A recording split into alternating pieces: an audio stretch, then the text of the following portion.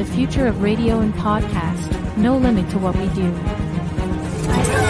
I-Axis Radio, WIAX, the future of radio and podcast. No limit to what we do.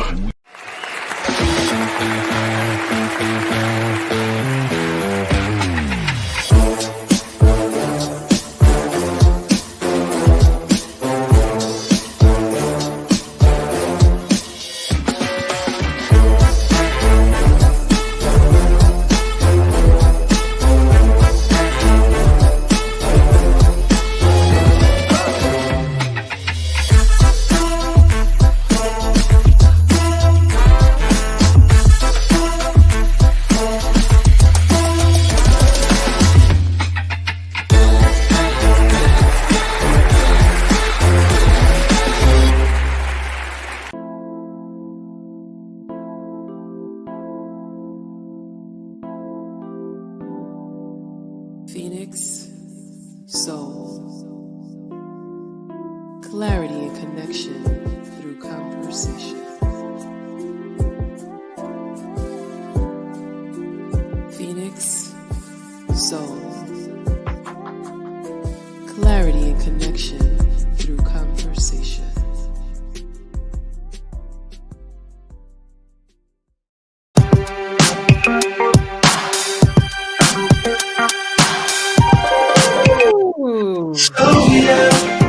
Like I told you, I go to war for you, girl. I'll be your soldier. All right. Welcome to Phoenix Soul Podcast. I am Yaz HURSTON, and thanks for joining us where there's clarity and connection through conversation. And you're listening to us on I-Axis Radio, the future of podcasts and radio. I don't know if I always get that right, but it's all love. Big Al's in the building. There's no limit to what we do. You coming on us, you come into I-Axis Radio, you got to tune in. Shows all week, performing live, great talent, great interviews, great people. If you want to give us a call, though, throughout this interview, because I think you really enjoyed it, we're Phoenix Soul, and you can call us anytime during the interview at 347-708-0216. It's been a pleasure. As you know, Phoenix Soul has been, I think we're now going into we just passed our 1-year anniversary. Woohoo. And it's been a ride. It's been a lot going on, not only in our personal lives, but in the country. And, each week or each time we have a show, we try to show and give platform and give opportunities for people that are doing their thing to come on a show and meet you, the listening audience. So the last show we had, it was really in October, where we had an incredible guest talk about her journey on breast cancer. And she shared with us, what she went through. She shared with us, I'm playing with my phone, but she shared with us what she went through. She shared with us what she is expected to happen. And we have nothing but prayers and positive energy going towards Michelle Jenkins. What's up, Ty? Happy anniversary. Congratulations on the Cowboys winning for Thanksgiving. But I think you're the Cowboy. Are you the Cowboy fan, Ty? I'm sure you'll respond back, but congratulations on them winning. This last week was an incredible football week for more ways than one. As you all know, I'm an incredible football fan, and as you know, I have my Oregon Duck gear on because the Ducks just finished their last regular season on Friday, and they are going to the Pac-12 championship this Friday in Las Vegas. So it's an exciting time for Johnny and for the team. And it's exciting for me because, going to Vegas is always fun.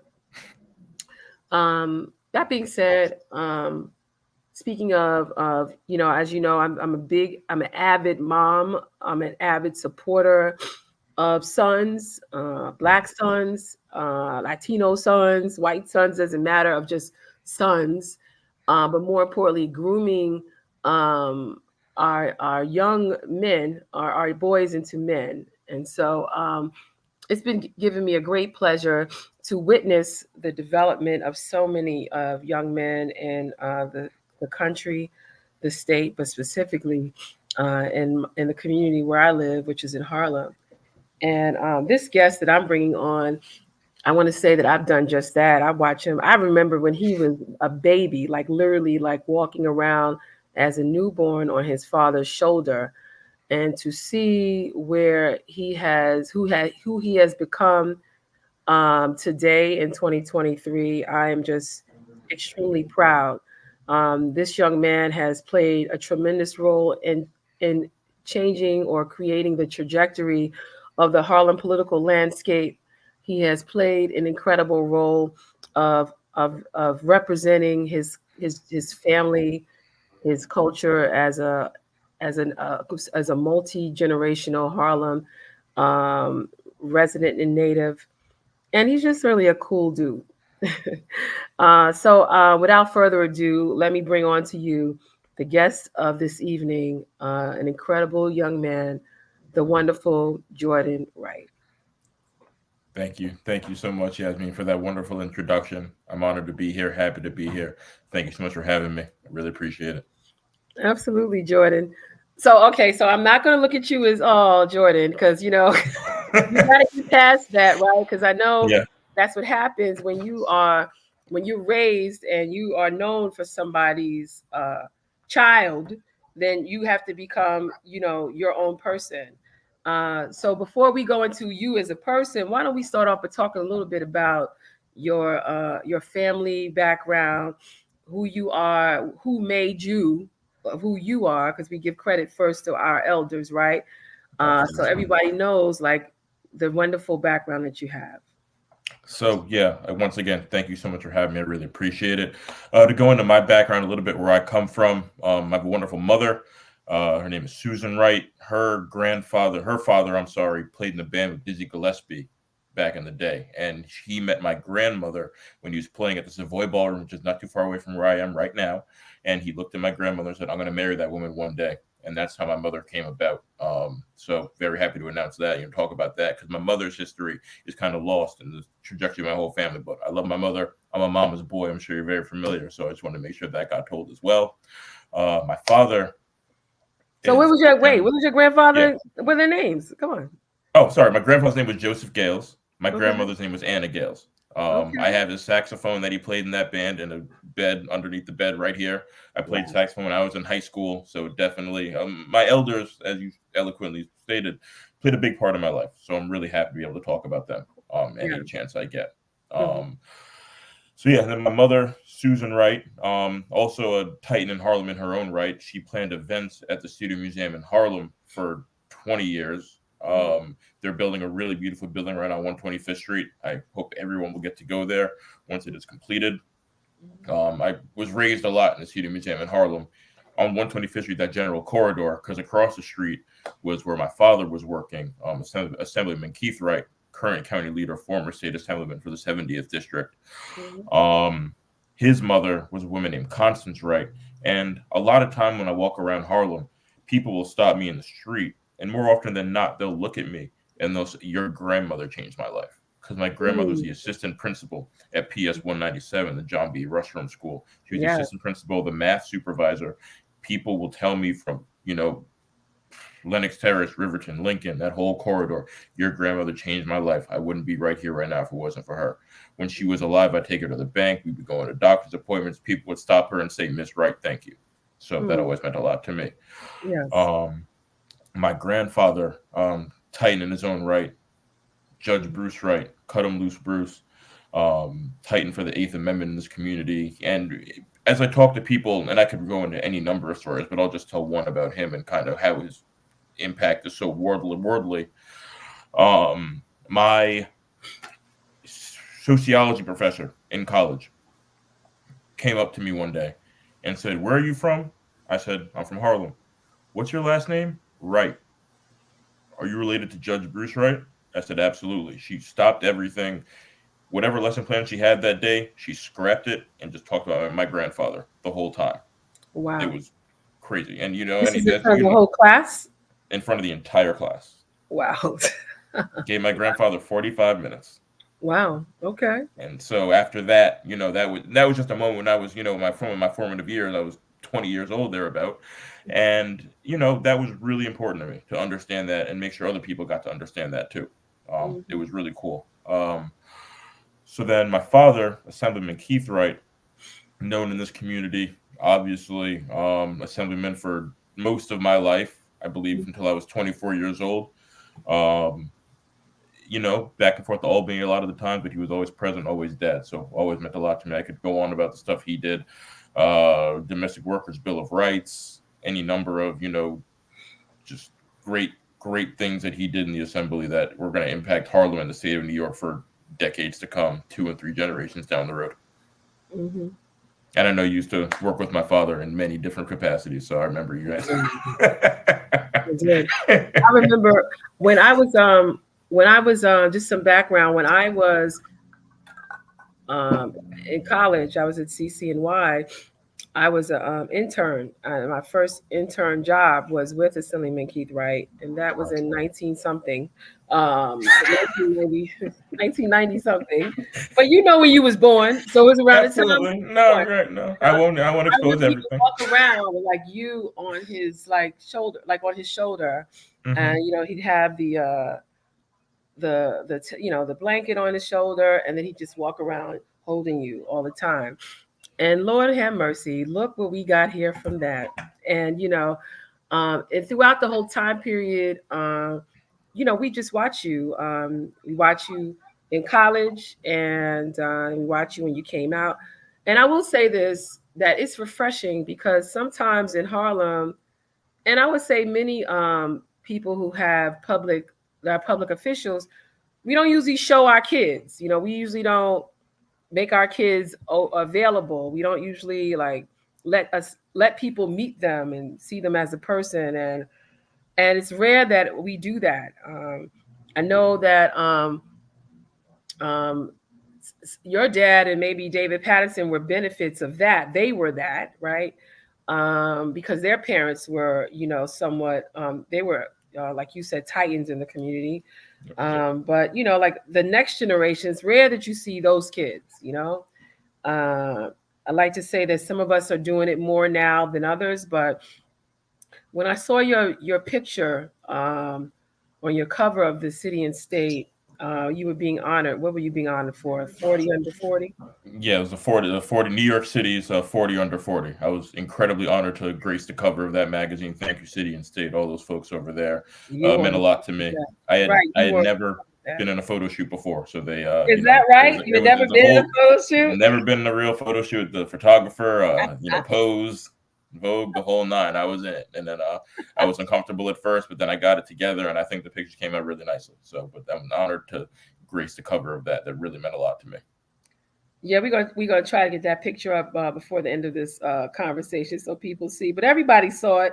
I think when I saw it, I think I actually posted it, because I was just like, wow. And then you know what? It's just like so many times we don't give credit to our young men, and it's just important that we do so, And so just congratulations on that too. Thank so you. Now, before we get to why you were on that cover, because you're fairly young. You're probably going to be on that cover a couple of times, being that it's 40 under 40, But you tell us a little bit about your background as far as education, your upbringing and stuff like that. Given the fact that you had these powerful parents and grandparents, was it easy, or was it? How was it growing up? How was it growing up?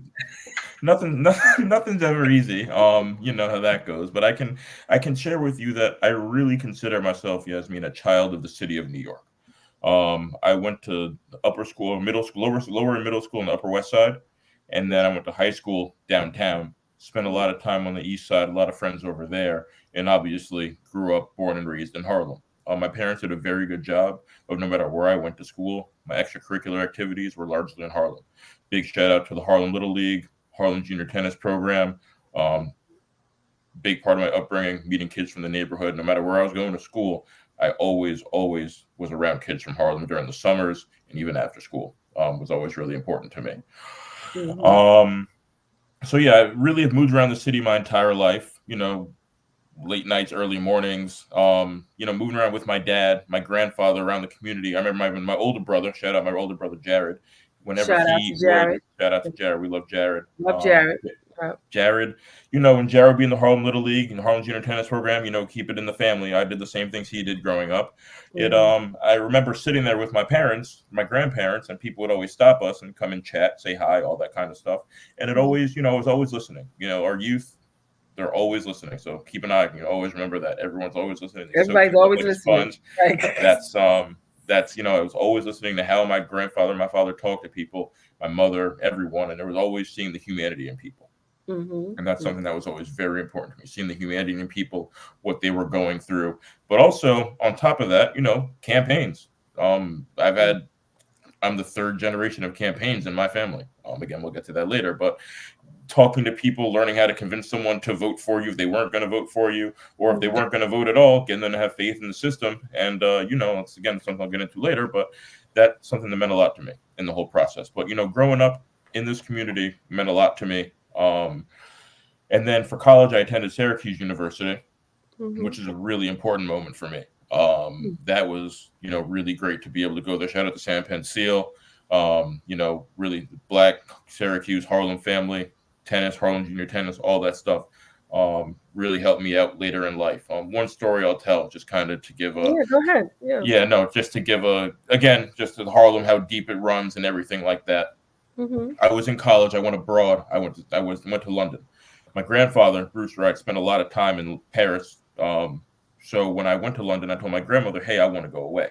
I want to go to London. I want to go to Paris. And originally, I guess I'm going to rewind a little bit. She had told me, you're going to CCNY. You're not leaving the block. You're not leaving the corner. Sorry, I'm paying for it. You have no choice. So I said, all right, we'll see. So we brought her up to Syracuse for the visit. She said, okay, I like it. That's fine. But, you're staying here and that's it. Then the next argument was like, okay, it's my junior year. Kids go abroad. They go travel, see the world a little bit. I'd like to do that too. Absolutely not. Not happening. Something bad's going to happen. And I said, well, that's a grandma. That's mom. I'm going to get there. So fine. Okay. You can go, whatever. That's it. Don't ask me anything else. Do your little 6 to 8 weeks. Have fun. All right, cool. Thank you. I appreciate it. I get there, and all my other friends, they're traveling Europe. They're seeing everything. They're going to Greece, Italy, Switzerland, what have you, name it. That's where they were going. So I get on the phone and I say, hey, I want to take a trip. Absolutely not. I told you were going to stay in London. You're not doing anything. So I begged and pleaded. And finally, like a grandmother, she acquiesced and said, okay, that's fine. You can go to Paris because your grandpa liked to go to Paris. All right, great. I get to Paris, and fast forwarding a little bit, I'm in a restaurant in Paris, and I see on the screen, on the television screen, and I can't speak French. All I can read is all I can read is District 11 shooting Paris. And I'm thinking, okay, all right, let me get back to my hotel. I get on the train, and I go to my Google Maps, I go on the phone, and I see I have to get on the 11 train. I'm thinking, okay, please don't let that mean I'm in District 11. Of course, I get on the 11 train, goes a couple stops past our stop, and I come out to a restaurant, and there's debris everywhere. And it turned out that was the weekend of those Parisian terrorist attacks a few years ago. That's right. I remember that. Yeah. So I say this. And we were all worried. That's right. We were all worried. I do remember that. So I have to, me and my friends were navigating the streets of Paris. I guess to kind of give some context for the listeners, I was on the equivalent of 135th and Lenox, and I had to get to about 145th and 8th. So, 20 minute walking took about an hour and a half. I went up to a police officer and I said, officer, how can I get back to my hotel? Showed him where I was, where we were versus where I had to go. He said, honestly, good luck. I don't know what to tell you. You're going to have to sleep on the street tonight because we're shutting everything down. So we just started running. Then we finally were getting blocked off at every single avenue. And then finally we got to a place we could go, get in the hotel. And then fast forwarding a bit, there was a van outside our hotel all night.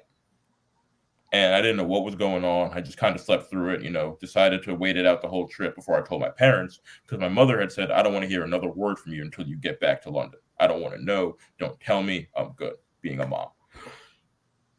My grandmother calls me and she goes, I told you something like this would happen. Can we not do I told you so already? Like, I said, okay, cool. Fine. Whatever. You win. Let me just get back home safely. I get back to London. I call my mother and I say, Mom, I didn't want to tell you about this, but there was this black van outside the hotel the whole time. I was really scared about it. And then I was walking to my hotel. As I'm walking out of the hotel, as I'm coming back to London, this guy comes out the van, looks me up and down, gets back in. I'm like, this is creepy, but I'm going to move on. I tell my mother about this incident. She starts cracking up laughing. Can't stop. I'm like, this is not funny. Like, I've been through something. Yeah. My father had called Congressman Rangel. Shout out Congressman Rangel. American Embassy was out there looking after me the whole time. I was safe, and I didn't even know. Oh, my God. Looking after the next generation, something that they've always done. So, this is just always, in Harlem, and I appreciate that. I always have. So I wanted to share that. That's how I came up. Always had my back covered. Always had people looking out for me. And no matter where I was in the world, I was taken care of. Yeah, I remember that time we came to Syracuse and we was playing a game and you came. I was about to get it. I was about to get to that. I got a phone call from you, and you said, my son is playing at Nottingham High School. What are you doing? I think it was a Sunday morning. I had gone out the night before. I said, it's like 8 o'clock. Game started early, as those things do. You called me and you said, I'm at Nottingham High School. I said, okay, I guess I'm going too. I rolled out of bed, put on some clothes. I watched Johnny do his thing. And that's Harlem, and that's what we do. That's what we do. We support. And I'm happy to see Johnny's doing what he's doing today. And I'm looking forward to, I'm upset I couldn't get out there to see him because the campaign kind of got in the way. But I'm looking forward to doing whatever I can to get out there at some point to support my yeah, no doubt. We know the love was there, and people was all around. I mean, I think he felt it, so that was what's up. I don't know what's going on with my energy right now, but I'm here. It's I hope bright. the screen is dark. Your energy is bright. It's all good. Okay, screen is. Do I need to make my screen lighter or something? If you can, that might help. Just the lighting, I think, but it's okay. Okay, that's good to know. Thank you for that. But anyway, so let's get to the juicy part now. So you were in school, you got out. I mean, I don't know. What were your plans when you were in school? Like, what were you trying to be? I majored in psychology. I really didn't know what I wanted to be. Mm-hmm. I was going through a lot mentally. My father had ran for Congress, came up a couple of points short. I really didn't know what that meant for me in my life in the future, honestly, because I just knew that I worked hard on that campaign. That was kind of my first foray into the campaign lifestyle. But I came out of college and I wasn't sure what I wanted to do. I worked in PR. I started teaching. I really got into teaching. I actually really enjoyed that. And then in the process of teaching, I was coaching basketball, which I also really enjoyed. And then one day I get a phone call from a guy by the name of Kyle Ishmael and Razik Seabrook. Shout out to them, my big brothers. They work. Big shout out to them. They told me, what are you doing? I said, I'm teaching. They said, okay, we need your help. I said, what do you guys want? What's up? You talk to me. What do you need? They said, we're general consultants for the Yusuf Salaam for City Council campaign, and we want you to be a part of it. We want you to manage the campaign. And I thought about it, I mulled it over, and I eventually remember hearing, and we can get into why I said this to myself later. Maybe you can talk about that. But I thought to myself, who am I to say no to this guy? Right. Everything he's been through. Who am I to be like, no. Right. Sometimes you get a higher calling, you got to step to it. So had you been, I know that you'd been with your dad and you've been dealing with, you talked about campaigns, the last 3 generations. What were you done with politics after your dad, or did you decide, what made you, was you okay, they called me back, every time I get out, they keep trying to, they call me back in, what was the energy about politics after your dad's race? I think that it was something where I just wasn't sure what I wanted to do. I knew I wanted to try something else, because I've been doing politics. I was a park ranger, Riverbank State Park, my whole time when I was in college. Shout out to the guys at Riverbank, love those guys. They're all great. Yeah. But in that's still a Harlem political thing. I'd see Congressman Rangel, Assemblywoman Dickens, everyone coming in and out of there. And you know what I mean? And it was always just around, and I wanted to try something new. So, one day, and I'd always be around my dad's stuff with the New York County. I was always kind of around these things. And then, one day, like I said, Kyle called me. He said, hey, let's go. And I was like, all right, cool. But I guess my energy at that point, to answer your question, was kind of ambivalent. I was just like, I was always an active voter. I never got to the point where I was like, I'm not voting. The system sucks, whatever. You know what I mean? But just being as like involved, like intertwined in everything, I just wasn't there. But boy, am I happy I got there. So I'm glad you got there too. Let me just say that. When you decided to go into this this job opportunity, or really this calling, I would say, how do you think people received you in this professional light? Well, I tried to introduce myself as Jordan when I talk to people, and some people looked at me like, you're crazy. You look just like your dad. Like, you sound just like him. I don't know what you're trying to do here. But some people also didn't, and some people would talk to me, and I'd say, hi, I'm Jordan. There are various tenant leaders throughout the community. I'd like to, introduce you to Yusef Salam. Can you come and speak to some of your tenants at a tenant meeting? Subway stops, what have you? And they say, yeah, sure. I'd get there. I'd go through the motions, senior centers, what have you, and people would receive me as, they received me pretty well. My favorite moment was when Yusef would make a stump speech and he would say, listen, we have a great team behind us and everything we're doing. My campaign manager, and this is very funny, he's the son of a guy named Keith Wright, and ooh, yay, whatever, yay. And then he'd say, and he's also the grandson of Cut 'em Loose Bruce, and the whole, like, the roof would come off the place no matter where we were. But again, senior center specifically, and those are the voters. So, you really got to tap in with everyone who is going to understand that stuff. And I began to understand you got to use it. You know what I mean? It's a blessing. It's not a curse. Got to use it. Exactly right. Got to be involved in it.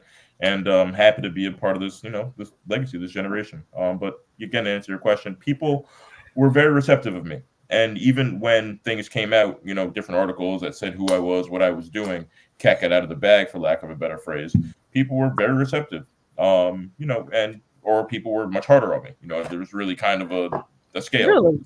You know what I mean? But I would imagine that you brought some credibility to the game. Is that right? That's true. Yeah, no, definitely. That's definitely true too. People's like, oh, okay, like labor leaders, what have you. They'd be like, oh, okay, I see what's going on here. And that the juice was in the box. You know what I mean? Yusef's obviously a titan in his own right, and but it definitely helped, I think, having the experience, the lived experience that I talked about before in the Armory, Harlem Little League games, hearing people talk to my father and my grandfather, all that stuff came to use when the time came.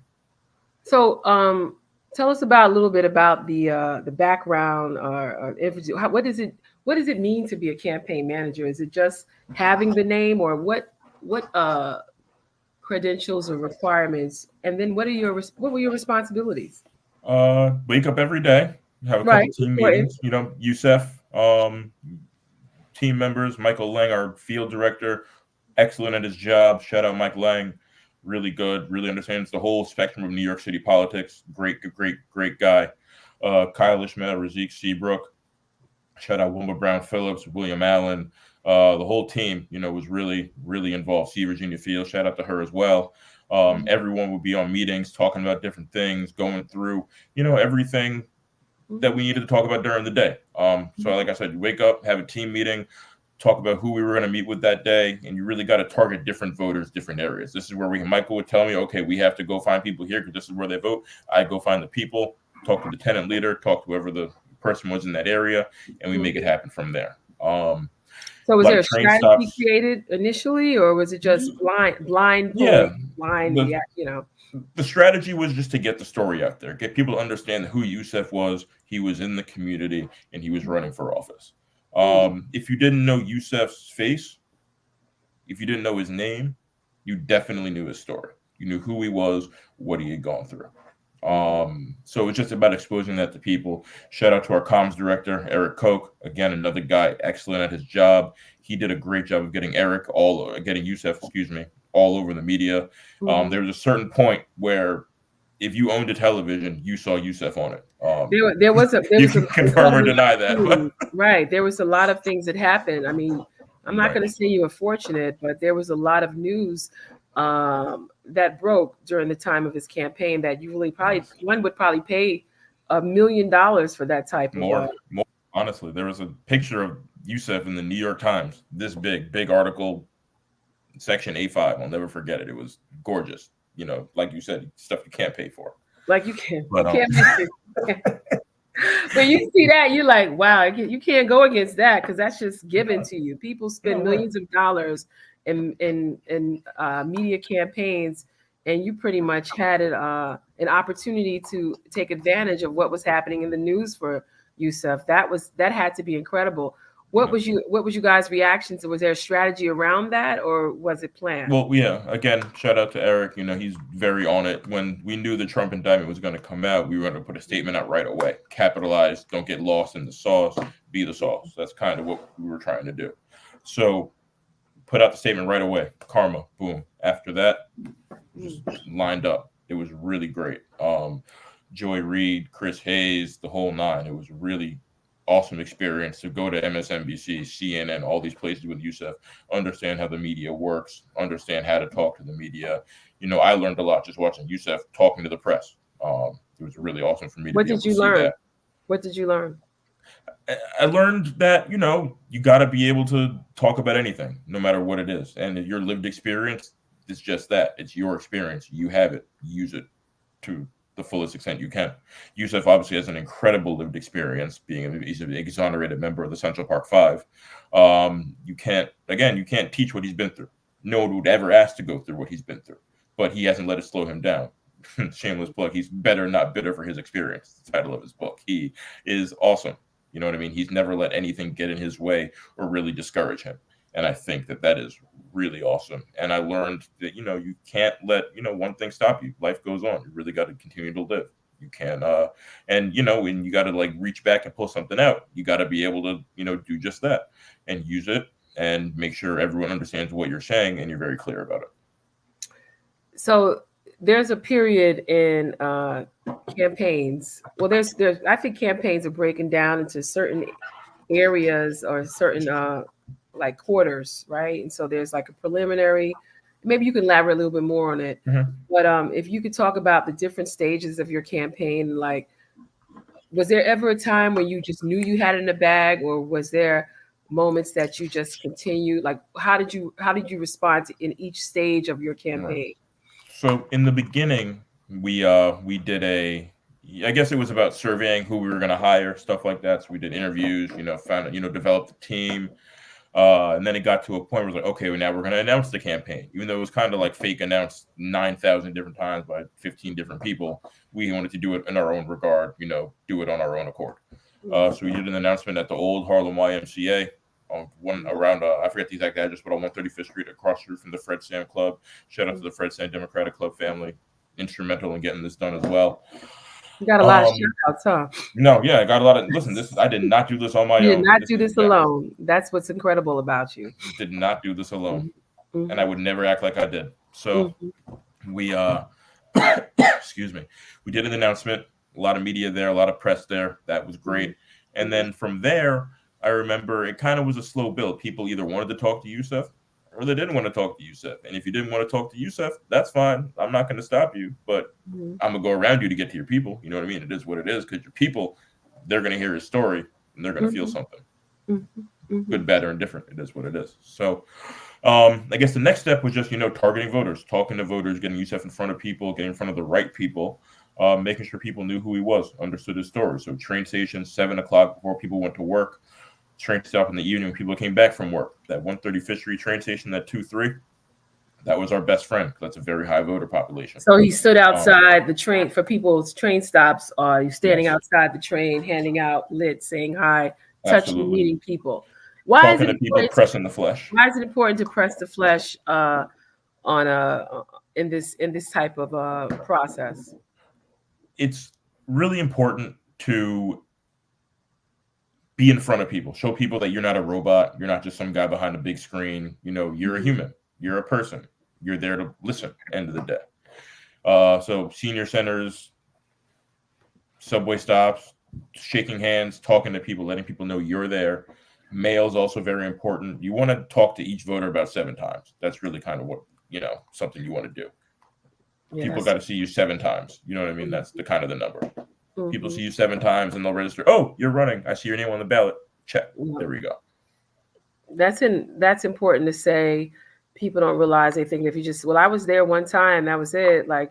You gotta make a dent in people's memory, right? And so him being out there on 135th Street, I guess that was critical because that made the dent. When you got down to I think there was one point there was some folks were in the race and out the race. The present Right. city council. So tell us about that. So yeah, that's a kind of a story, a day in its own right. Woke up one day, early morning. The incumbent had dropped out the race. Said she wasn't running again, wasn't going to seek re-election, but her name was on the ballot still. And at that point, became very interesting because the tagline was, Youssef's running against 3 incumbents. Shout out Assemblywoman Inez Dickens, former city council member. We love Inez; she's great. Shout out Al Taylor, also known Al a long time. Took care of my grandma a lot because his office is in Esplanade. My grandma grew up in Esplanade. Also, shout out my Uncle Jeff, Supreme Court Justice in New York. Another important person in my life. And then you had Kristen. Kristen dropped out. It became Youssef against 2 incumbents. And then the tagline becomes, you can vote for me and keep Inez and Al in their seats. You have the 18. You have all 3 of us. You don't have to pick and choose. You can have the 3 of us in office. And I thought that was a great idea because you can say, hey, stay where you are. We're good guys. We're bringing me in and we can all work together. And I thought that was a beautiful thing. It got to a certain point where, that line started to work. People started to stop us in the street and say, hey, I'm voting for you because, I want to have everybody. And then, we did a cross ranked choice voting we have in New York City. We did a cross endorsement with Youssef and Al Taylor. That was a really great moment. I think that was a really great use of the ranked choice voting system in the city of New York. That was really nice. That really showed you can come together. Even if you're running for election against someone, you can come together and you can really show like, hey, we're working together. We're trying our best to, make sure everyone is happy and comes to a, happy resolution at the end of the day. How was the relationship? These are clearly people that you've worked with. They've seen you grow up. How was that relationship, or how was that those interactions when you were in the campaign mode, speaking to the incumbents and to their staffers, whether it's campaign or a government? Yeah, I always liked it. Never got crazy. It never got insane. I never saw any of the other candidates and it was, don't talk to me. I don't know you. Who are you? Never happened. It was always a dap, hug, kiss, whatever. How's your mother? How's your father? How's it going for you? How do you feel? It was really nice. It was really nice. And I really always appreciated that, that it never got, in person, got nasty. Debates were always very cordial. Cameras went off. We were all hugging, dapping each other up and all that kind of stuff. That was always really cool. It's very it's a very proud moment in Harlem when you can see that. I've seen campaigns that weren't like that. I've been a part of it. Right in Harlem. I've seen that plenty of times. Story for another podcast. I need to be interviewed for that, right? But I think I'm just saying that that's just incredible, and I think it's many people have said to me where I don't know why I feel like I'm a right now. I'm sorry for the darkness, guests, my audience. I feel like I'm one of those folks that don't want to be interrogated publicly. They have background, so I'm sure we'll get this fixed. It's my computer. Okay. But I'm just saying this to say that it was a proud moment because it just felt like the future of Harlem is going to be all right. It's like you have so many people that may come into different communities and decide they want to run because they want to change things up. Things are not working. They want to chop it up, but they don't have respect for the history. They don't have respect for the work that was done. And it was just such a pleasure to know. I mean, we were good because we knew that you knew the history of, our community. And then we knew that you would not let it go astray, no matter who you were working for. And I don't know if you felt that pressure or you felt confident, but a lot of us feel comfortable doing with you there. Thank you. I appreciate it. That means a lot for me to hear that. Pressure makes diamonds. And I'd be lying to say if there wasn't a day I woke up where I was like, whoa, this is kind of crazy. But I'd wake up and I'd fight through it. I'd go to whatever meetings we had. I'd handle it. I'd talk to the people and we'd move. I guess as we got into early voting, I guess the kind of final stage of like the campaigning part of it, I remember we were in early voting and it got to a certain point where, we'd be out there every day. Shout out all my wonderful campaign interns, too many to name, but you know who you are. But it was really a really awesome experience to, have them by my side every day. I could tell them, hey, go here today, go there, make sure you know where to be, bring the A-frame, stand out, talk to people, handle it. And it got to a certain point where they would stop. They would come back to the office. They'd say, hey, Jordan, I got 10 positive IDs today. I got 20 people who said they're going to vote, this, that, the third.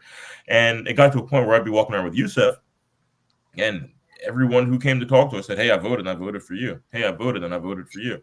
And I looked up and I'm thinking, this sounds pretty positive. I don't know what's going on, but I'll, Because we hear that a lot, right? Don't everybody say that? I'm like, we voted for you. You like, okay. Right. And, I'm not one that count my chickens before they hatch, but, I was sitting there and I'm like, I'm feeling okay.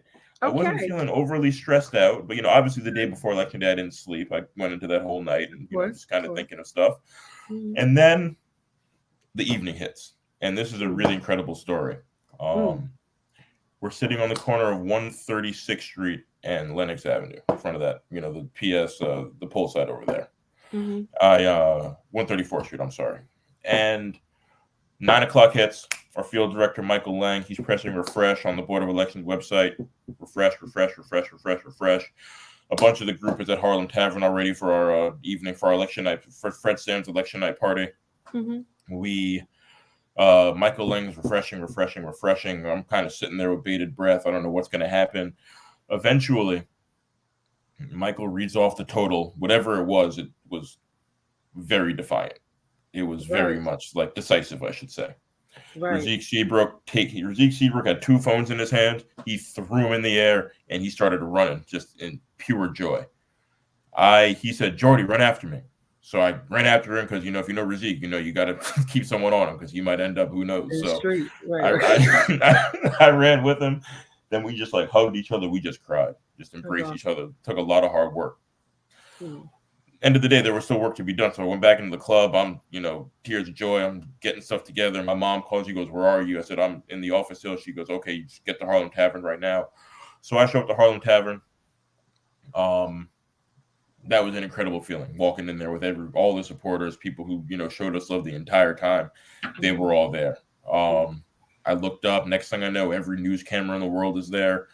It was New York City, I should say. It was really an incredible moment. Yusef made a great speech that night, and we were in Harlem Tavern. Almost felt like all night. I looked up, and I was like, wow, it's like midnight. Wow, this is crazy. Shout out Harlem Tavern for hosting us all night. Shout out to Harlem Tavern. Right. Love Harlem Tavern. But yeah, no, it's really a great experience to be able to, be a part of this whole thing. I've done many things. The African American Day Parade breakfast, that's something we do for New York City every year.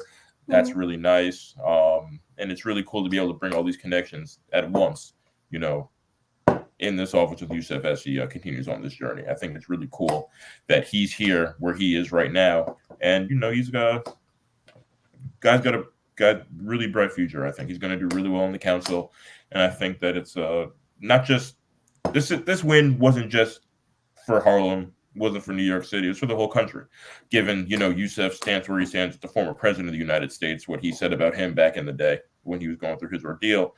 All eyes in the country were on this race. I can't tell you the amount of times I would get a phone call from someone and they say, you got a lot of people watching you. You better, make this happen, make it work. And by the grace of God, we were able to make it work. What about pressure? Right. So what was the results of the campaign? Result of the campaign was they triggered ranked choice voting. So it started off with, I think Yusef had 49.9% of the vote, somewhere in there.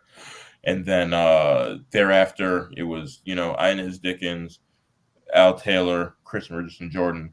And so what happens with ranked choice voting is, and I'm going to try my best to explain this. I'm sorry if I get it off a little bit. It's kind of complicated still. We're kind of working It's okay. We all still trying to figure it out. So the last place person, so which in this case was Chris Richardson Jordan because she had dropped out of the race, her second place votes are then redistributed. Then enough of her votes were redistributed to Yusef to put him over the 50% plus one threshold, which gave Yusef a victory with about 60% of the vote, which in any election is incredible to have 60% of the vote. Especially for the first time running. Exactly. First time candidate. Right. Shout out my dad for having the vision to make this all happen from the beginning. Yep. You know, Hmm. and also another, I guess, funny story about this. I'm sitting the first days of the campaign. I'm sitting in my room doing interviews. What are you doing? Please don't imitate Interviewing. him. Okay, I won't. What are you doing? Uh, I am interviewing people. Interviewing people for what? Yusef Salam's campaign. What are you talking about? He then walks out, comes back in. What are you doing? I go, oh, I'm managing Yusef's campaign. He didn't know I had the job for the first 4 days I had. So, Oh, okay. So they brought you in. Yeah, Kyle and Rajiv really brought me in, not under my father's nose or anything, trying to be rude or Yeah, disrespectful. no. But they Just saw trying you for your right. exactly So make my own lane in did this. you learn any certain skills from now being a campaign manager? Or can you take what you learned? I heard that you said you identified the relationships that were out there to connect them accordingly to make him more presentable, and I guess so he could be known. But like, was there any other technical skills that you were able to learn? Absolutely, I learned different like voter ID talents, how to find out where voters were, who had voted where throughout previous elections. Using social media to find out who was talking about who, trying to target certain people that way. Again, another shout out to our team at DKC, Dan Clores Communications. They were really awesome with, data, stuff like that, getting people, targeted ads on Instagram, so on and so forth. That was really good.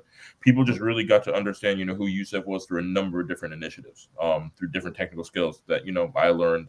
Michael Lang was able to use his talents from his previous campaigns. It was really great understanding and knowing, kind of what to do early on in the process, having seen other campaigns, understanding that mail had to be sent out, understanding, fundraising also a very big deal. Trying to call who you can call to ask for money, who can give how much, who hasn't given, searching through the fundraising website, who has given to who hasn't been tapped yet, why haven't they been tapped yet? Will you donate to Yusef? Trust me, you understand that one.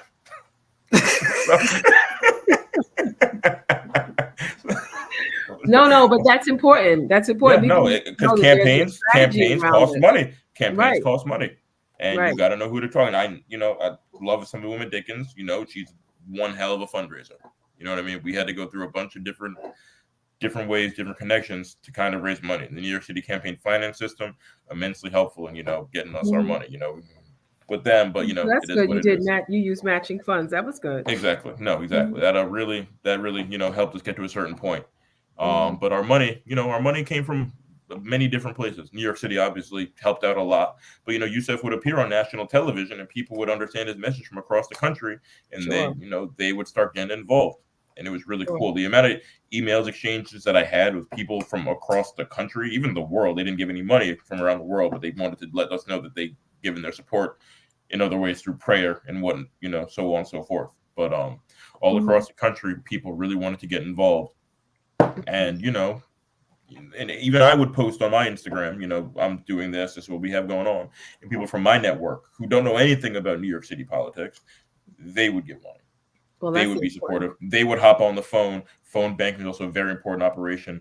Talking to voters, volunteers had no problem getting on the phone 3-4 hours every night, just making phone calls. That's awesome. Really, really powerful stuff. It's good to see people come out and a good plan comes together. And so it's really great that you were able to experience this at such as a time as this. And I would say early on in your life. Do you think that you'll be doing other campaigns in the future? I'm not sure. I wish I had a crystal ball to kind of tell where I'm at. I've definitely gotten phone calls asking me to do more, but I've kind of was on a pause. I just came back from vacation. I think right now my main you look kind of tan. Were you somewhere hot? Were you? I was in Dominican Republic. Okay, thank you for sharing. I'll let it go. Okay. You look kind of relaxed and tan there. Okay. Feeling good. So so it's always good to have options, Jordan, and we're just glad that you have those options and that you are one of our own. And you really are. You really have done an excellent job in where you are right now. I'm sure we'll hear more about the success of Yusef Salam, but we really wanted to just take this opportunity to just highlight you and what it took for you to get to this point and how you were instrumental in the success of the campaign for Yusef Salam for city council. And, you know, it's just showing that you are out and out, becoming the person that you need to be. Please give another shout out to your family, because you do stand on their shoulders. But more importantly, congratulations, man. Just congratulations. Thank you. And one more shout out, Miss Sharon Salam, Yusef's mother, who is an icon in the Harlem community. She was out there with us every single day, making sure people knew who HURSTON was. I'm sure she was. I love Sharon. Well aware. Love her to death. Absolutely. But okay, it just as we close, if there is a young person out there who is trying to make a decision about what they'd like to do in life, you apparently have gone through a couple of different stages, being a teacher, being a student as well, and then moving into politics. What advice would you give someone? Just follow your path. Don't, I'd be lying if I said it was always fun, sunshine and rainbows. You know what I mean? That's never, ever, ever the case. Just always stay on the right path and never get too high, and definitely never get too low. The low points aren't as low as you think, and the high points aren't as high as you think. You just want to stay the course and make sure that you're always, keeping your faith, always stay centered, really understand what you're going through, and really try to look at it from 100,000 feet. Because again, like I said, the highs are never that high and the lows are never that low. Excellent. Excellent. Brothers and sisters, ladies and gentlemen, Jordan Wright. Thank you for coming. So much for having me. Thank you for coming. And we're going to be watching your success, and we will make sure we share as we see. Thank you again for joining us. Thank you. So there it is, brothers and sisters, Jordan Wright. We are at a close. Phoenix Soul, I don't know what happened to my lighting, but we're going to try to do better next week, I promise. So thanks again, Phoenix Soul, everybody. Clarity and connection through conversation, but more importantly, you stay true to yourself and be the best that you can be. Good to great. Have a good night.